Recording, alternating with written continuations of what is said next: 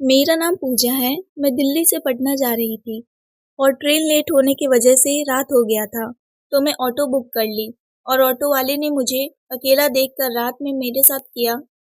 नमस्ते दोस्तों, मेरा नाम पूजा है। ये बात तब की है जब मैं अपने कॉलेज की छुट्टियों में अपने घर जा रही थी। मेरा घर पटना में ही है। मैं दिल्ली में रहकर अपनी पढ़ाई कर रही थी। कॉलेज में छुट्टी होने के कारण सारी लड़कियां अपने अपने घर चली गई थी, तो मैं भी अपने घर जा रही थी। जिस दिन ट्रेन से मैं जा रही थी, वो ट्रेन बहुत ही ज़्यादा लेट हो गया था, जिसकी वजह से बहुत रात हो गया था। मैं अपने पापा को फ़ोन की। मेरे पापा एक पुलिस ऑफिसर हैं। उनकी नाइट ड्यूटी थी, इसीलिए वो मुझे स्टेशन पर लेने नहीं आ पाए। उन्होंने मुझे पहले ही समझा दिया था कि डरने की कोई बात नहीं है, तुम ऑटो रिजर्व कर लेना और घर आ जाना। जब मैं स्टेशन पर पहुंची, वहां से मेरा घर 5 किलोमीटर पर था।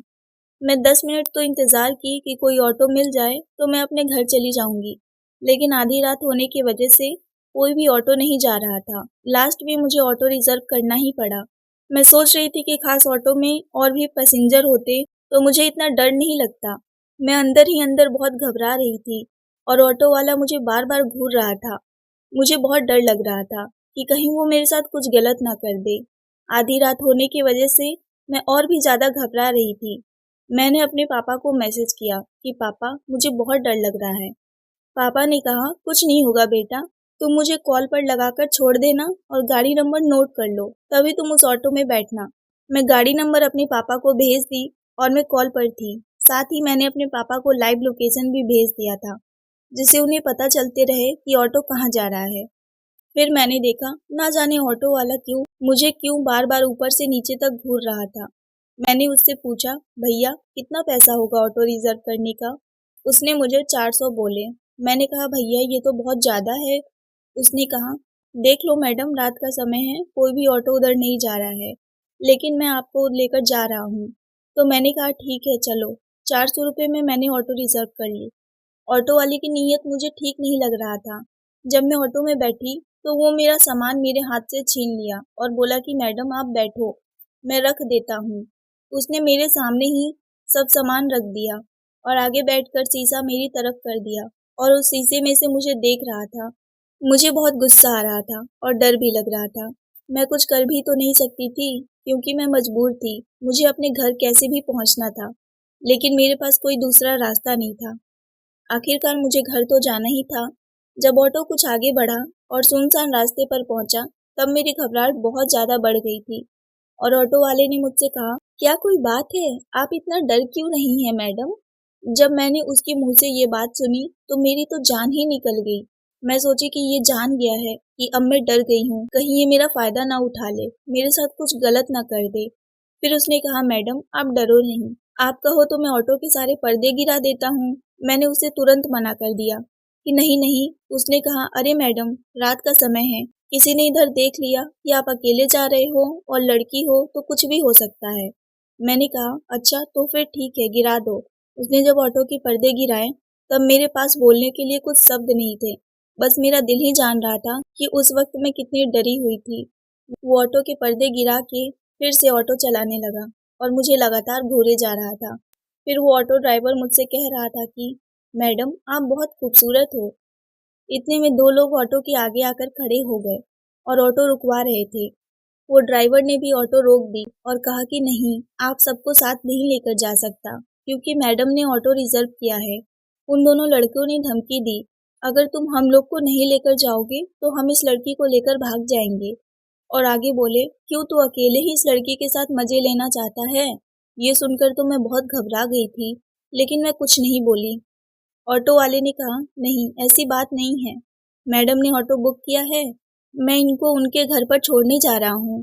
तभी उन दोनों लड़कों ने कहा, मैं समझ रहा हूँ, तो क्यों नहीं चाहता कि हम लोग भी इस सफ़र का हिस्सा बने और इस लड़की के साथ हम भी कुछ करें। चल ठीक है, तू ही मजे ले ले, हम कुछ दूसरा उपाय कर लेंगे। तभी मैंने कहा, आप प्लीज़ ऑटो थोड़ा तेज़ चलाइए। वो ड्राइवर बहुत धीरे धीरे गाड़ी चला रहा था। उसने मुझसे बहाना किया कि मैडम रात का समय है, अगर पुलिस वाले मिल जाएंगे तो गाड़ी तेज चलाने पर वो पुलिस वाले लोग चालान काट देंगे। जैसे तैसे हम आगे बढ़े। चौराहे पर मेरे पापा खड़े थे। जब मैं पापा को देखी तो मेरी हिम्मत बढ़ गई और तब मैं ऑटो वहीं रुकवा दी और ऑटो वाले ने कहा क्या हुआ मैडम? मैंने कहा ये मेरे पापा हैं, रुको मुझे पापा से कुछ बात करनी है। पापा ने ऑटो वालों को समझाया कि ठीक से लेकर जाना, ये मेरी लड़की है, इसको अच्छे से घर पर पहुंचा देना। ऑटो वाला मेरे पापा को बहुत पहले से ही जानता था, शायद वो इसी एरिया में ऑटो चला रहा होगा, तो मेरे पापा से जान पहचान होगी।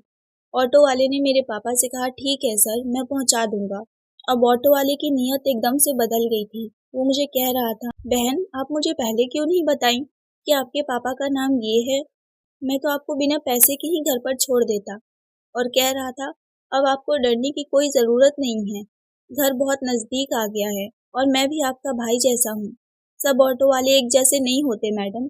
ये सुनकर मेरे दिल में थोड़ा सुकून मिला और मैं घर पहुँचने वाली थी। जब मैं घर पर पहुँची तो मम्मी मेरा बाहर ही इंतज़ार कर रही थी। ऑटो ड्राइवर ने मेरा सामान उतारा और घर के सामने रख दिया। मैंने उसे 400 रुपये दिए, लेकिन वो नहीं लिया और बोला कि मैडम आप अपना ध्यान रखना। लेकिन हाँ, सब ऑटो वाले एक जैसे नहीं होते, इसीलिए आप किसी पर विश्वास ना करना। और अकेले आप कभी भी रात में ऑटो रिजर्व करना तो ये ज़रूर देख लेना कि कोई आदमी या औरत उस ऑटो में ज़रूर बैठी होनी चाहिए। ऐसे आप अकेले रात में कहीं पर भी सफ़र मत करना। मैंने ऑटो वाले को कहा, हाँ भैया आगे से ध्यान रखूंगी। दोस्तों, मेरी सारी बहनों से रिक्वेस्ट है कि आप सभी ऑटो या गाड़ी में बैठें और अगर रात का समय है तो फिर और भी पैसेंजर उसमें बैठे हों तभी आप उस ऑटो में बैठें। नहीं तो आप सुबह होने का इंतज़ार कर लें, तभी अपने घर जाएं। ऐसे डरना और ऐसा रिस्क लेने की ज़रूरत नहीं है। इंसान कब जानवर बन जाए किसी को नहीं पता। उम्मीद करती हूँ आपको ये छोटी सी कहानी पसंद आई होगी और कहानी पसंद आई हो तो वीडियो को लाइक, शेयर और सब्सक्राइब ज़रूर करें। मिलते हैं ऐसी ही एक नई कहानी को लेकर, तब तक के लिए आप सबका धन्यवाद।